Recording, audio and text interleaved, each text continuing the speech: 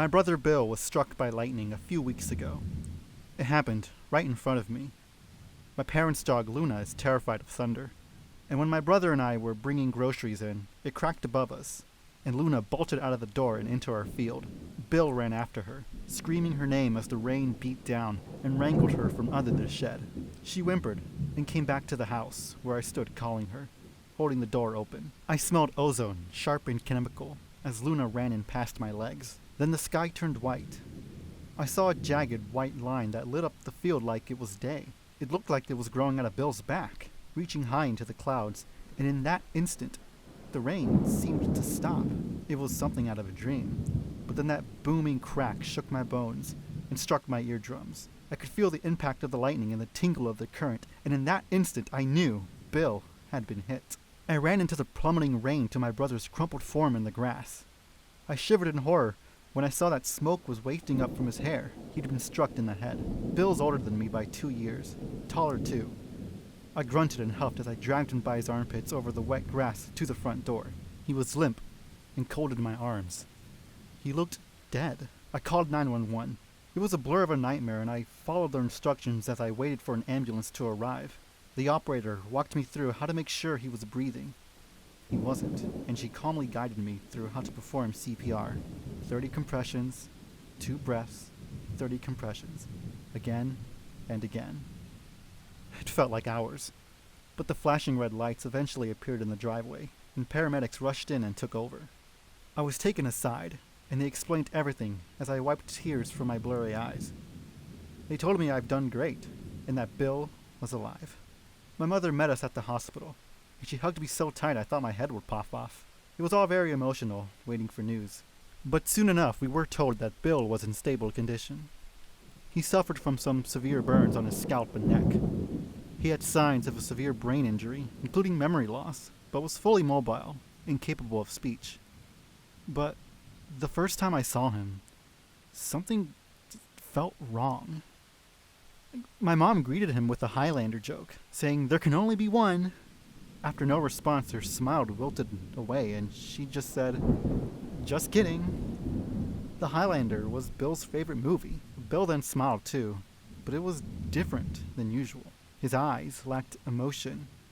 Only his mouth formed a grin, which gave him a creepy appearance. His smile looked forced too. It was more like he was mimicking my mom than actually smiling. I visited him after school the next few days and tried chatting about things, asking about Sherry, the girl he liked, and he just gave me a vacant stare. When I explained his obsessive crush, he nodded and gave me that same strange smile.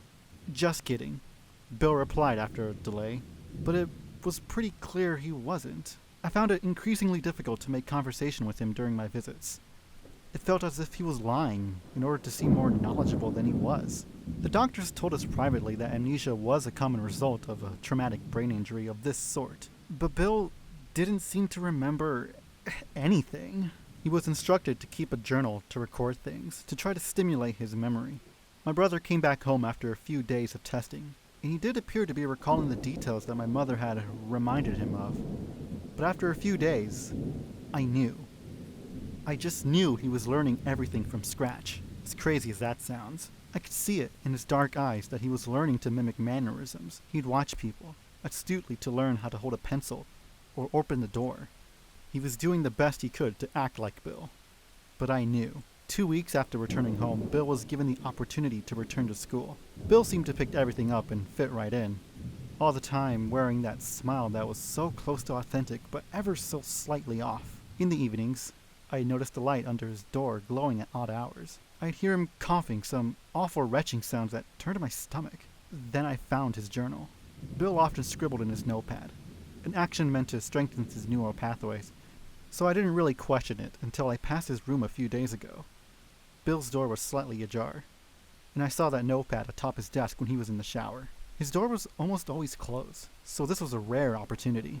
Curiosity got the better of me, and I stepped in and picked up the journal. I flipped it open, and my neck hair stood on end at what I saw within. There were hundreds of strange, branched scribblings that flowed from one fractal pattern to the next, filling page after page of the book. I thought it to be some intricate design at first, but soon noticed similar forking lines that appeared multiple times in various locations. They were different characters. It looked like a bizarre script, the likes of which I've never seen. I flipped through more pages of the strange writing and then found the grisly illustrations. Drawn on some pages were internal organs, a liver, a kidney, part of a lung, and more I couldn't identify. They weren't medical illustrations, however. It looked like they were drawn from life. Each was labeled in that bizarre fractal script I've never seen. Then I heard footsteps rapidly approaching. Bill was out of the shower and coming back in. I raced into the closet with a pounding heart and mostly closed the door behind me, leaving it cracked not to make a sound. I smelled the stink of rotting meat immediately. Something decomposing was in there with me. I watched Bill through the crack as he entered the room and my blood ran cold. He pulled off his shirt to reveal the large, pink, fractal scar running down his neck and back, caused by the lightning strike. It was bigger than what I've seen it in the hospital. Much, much bigger. I then watched in horror as the scar pattern moved, wiggling and branching, shifting as if there were a living organism beneath the skin. Bill began to scribble that cryptic scrawling in his book. His face was lifeless and slack, as if he relinquished control over the musculature when no one was present to maintain the facade for. The raised, vein-like branches just under his skin moved about instead. Eventually he put down the notepad and finished getting dressed. My heart pounded as he then walked towards me and stood directly in front of the closet I hid within, inches from the door. I felt a wave of ice spill down my back as he looked in the cracked door, directly at me. I saw a subtle smile lift the corners of his mouth. I heard his heavy breathing, labored and wet. I was positive he could see me in the shadows of the closet, and I was terrified. My mother's voice broke the silence, calling us down to dinner, and he walked back out the door of his room, leaving me in the stinking darkness of his closet. I haven't told anyone about it, because nobody would believe me. Bill is acting perfectly normal to everyone, but the way he looks at me, when nobody's watching, fills me with absolute dread. He looks at me like he knows I'm aware that Bill is not in there anymore, that something killed him and took over when that bolt of lightning struck his head. There are threatening looks, like he's deciding what to do about it. I got a clear view of what was rotting in the corner of his closet after Bill left the room that day. They were decaying innards, the ones that he drew. I hear his muffled retching every night, and I think they were his, and I think it removed them from Bill's body to make room to grow.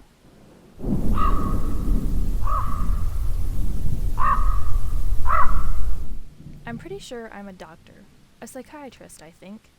The only memory I have right now is diagnosing someone with insanity and forcing them in a maximum security prison. He was a scrawny man, a real piece of work. He kept babbling on about coming home to find his brother dead, shot by a gun, nowhere to be found. This guy had no alibi, tons of evidence against him, and was the only one who could have killed him. He wasn't even present for his work. This guy is 100% guilty. I hate having to listen to these bastards thinking they can escape the gallows by pleading insanity. I knew from the start he had no way out. Yes, it's slowly coming back to me. He never did love his brother, but was always a weak and frail man. I kept a dead stare at him while he listed the reasons he has always feared afterlife, and would never risk slipping into it. I don't remember them, but I remember a monologue where I told him to just admit guilt and just make it easy on himself. It's weird how they look at you one last time, like a dopey look clears them of murder. No, there is nothing besides cold, hard facts, and the fact is that this man knew his brother was worth 200,000 pounds, with no other relatives, shot him in the heart, disposed of the gun, and called the police thinking he'd get away with it. He didn't. All I could spare him was a final goodbye before the officers handcuffed him and took him to his destiny. I was not in the mood.